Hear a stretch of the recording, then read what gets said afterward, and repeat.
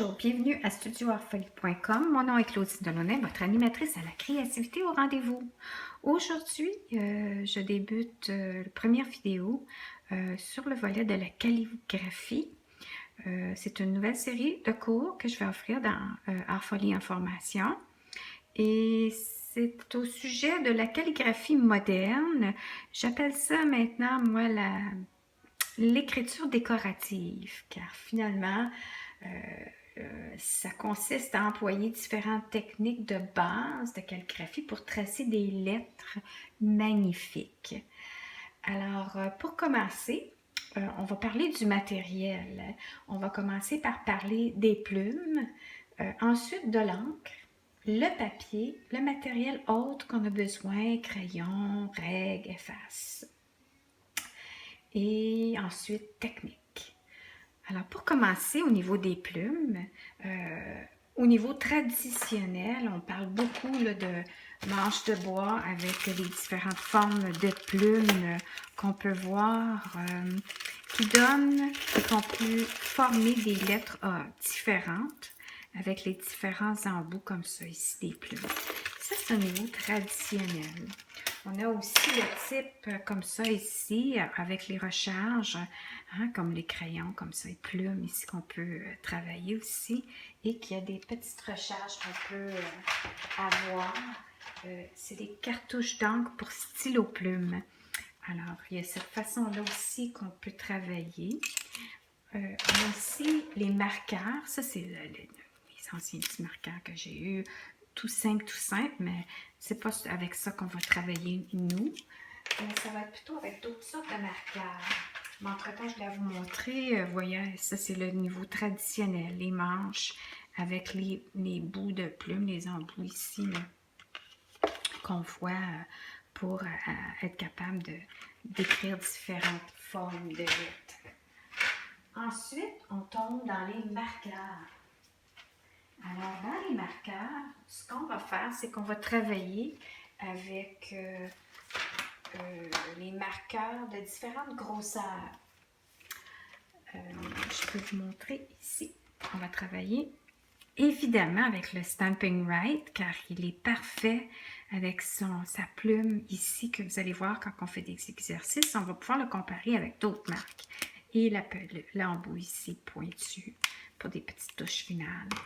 Il y a le Faber-Castell aussi qui offre différentes formes de plumes et grosseurs. Ici, c'est un tout petit pour avoir à faire des plus petits lettrages. Vous allez voir dans les magasins à grande surface qu'il y a différentes grosseurs, différentes formes. Ici, on va parler après de la plume comme ça ici, qui a une forme déjà de comme coupé carré un peu en angle, qui nous facilite la tâche à pouvoir former certaines lettres d'une façon, mais ça va devenir à un moment donné un goût personnel. Quel marqueur vous allez vouloir préférer pour atteindre les formes que vous aimeriez au niveau de l'écriture décorative. Alors ça, c'était les 3 différents marqueurs, différentes couleurs, différentes grosseurs de Faber-Castell. Et ici, le Tombow. Dans certains magasins, on a une panoplie de couleurs. Celle-ci, je l'ai pris avec une couleur de gris très pâle pour, vous allez voir plus tard, à créer de l'ombre avec nos formes de lettrage. Alors, une quantité incroyable dans les magasins au niveau des plumes, des stylos, plumes, non pas les stylos plumes, les marqueurs plumes qu'on peut voir comme ça ici, le Sharpie, pointe pinceau. Alors, tout ce qui est pointe pinceau, on peut être capable de créer une écriture comme ça ici. Mais là encore, différentes marques, vous allez voir en testant quand je vais vous faire des exercices, ce qui est plus dur que ce qui est plus mou. Et vous allez pouvoir comparer finalement. Ici j'ai, le Stampin' Right encore dans un autre teinte de gris que je voulais voir la différence. C'est ça ici. Ah, ça c'est au niveau du crayon estampe. Là, on va travailler aussi avec le crayon estampe. Alors, je pense que j'ai couvert au niveau... Ah oui, c'est celle-ci. Pour terminer, c'est ça, une autre sorte de marque manuscrite. Et puis, c'est pour vous montrer, quand on voit dans les marqueurs, il y a l'embout angulaire, plat et la pointe fine. Alors, vous allez voir qu'on va travailler avec différentes plumes pour travailler différents effets et c'est de là que vous allez pouvoir réaliser ce que vous aimez et vous allez voir vos préférences et la facilité aussi avec différentes plumes qu'on peut atteindre une belle écriture. Ensuite, ça c'est au niveau des plumes. Ensuite, on va travailler avec les encres. Alors, c'est sûr, quand on y va avec la traditionnelle, les encres avec, comme ça ici, si on y va avec des encres qu'on peut trouver dans le magasin à grande surface de différentes marques. Alors, l'encre de Chine,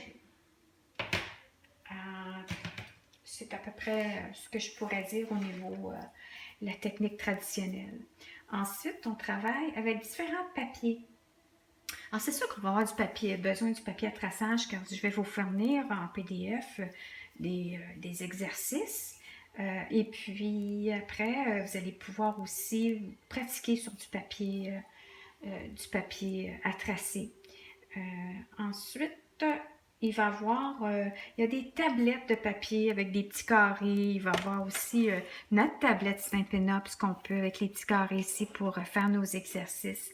Alors, vous allez voir au fur et à mesure ce qu'on va travailler avec différents papiers, avec les lignes, comment créer nos propres lignes, nos espaces, car vous allez tout au niveau de la technique, vous allez comprendre qu'on a besoin de comprendre l'espacement, l'alignement et aussi travailler avec des crayons à la mine pour faire nos lignes et tout ça pour s'enligner. Il faut essayer de travailler avec des crayons à la mine H2, H3H. On évite les B car les B salissent un peu plus. Au niveau, pour continuer avec le papier, on va travailler aussi le papier cartonné, le Canson, on peut autant avec aussi le cartonné de Stampin' Up. Dans le Canson, c'est le 200 grammes et plus. Papier aquarelle, idéalement, comme le papier qu'on a de Stampin' Up, sinon aller au moins dans le 185 grammes et plus environ. Ou quand on y va plus avec des petites œuvres de cartes qu'on veut donner, le reste, les autres, c'est beaucoup plus pour pratiquer aussi. Sinon, le papier lisse, papier satiné, le Bristol, le papier vélum, le vélum. Et puis, vous allez voir que aussi, ce qui est important, c'est qu'on ne veut pas travailler avec un papier trop rugueux, sinon on va abîmer nos pointes. Ensuite, au niveau des techniques, on va travailler les traits, les droites, les courbes. Et ce qui va être important, c'est de pratiquer.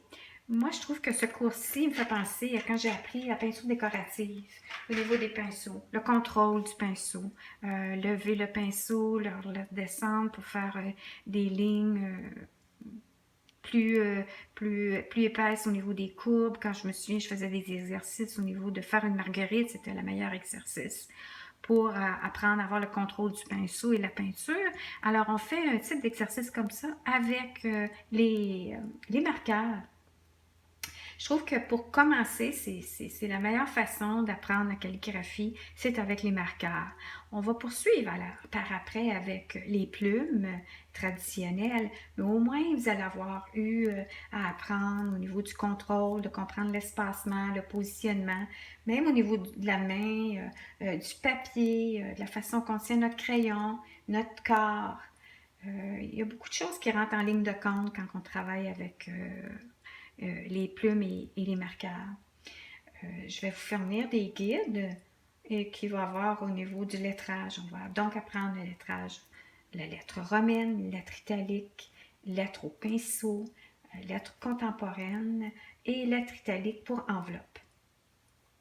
Et pour terminer, on va y aller avec une approche décorative. Alors, pas juste l'écriture, on peut faire aussi des petits wing-a-ling, des swirls, je me souviens plus comment on appelle ça en français, mais la petite décoration là, pour fignoler le tout. Alors ça, c'est pas mal ça que vous allez passer au travers et apprendre au niveau du cours de la calligraphie moderne et l'écriture décorative. Alors, ceci dit, je vous souhaite une excellente journée et à bientôt!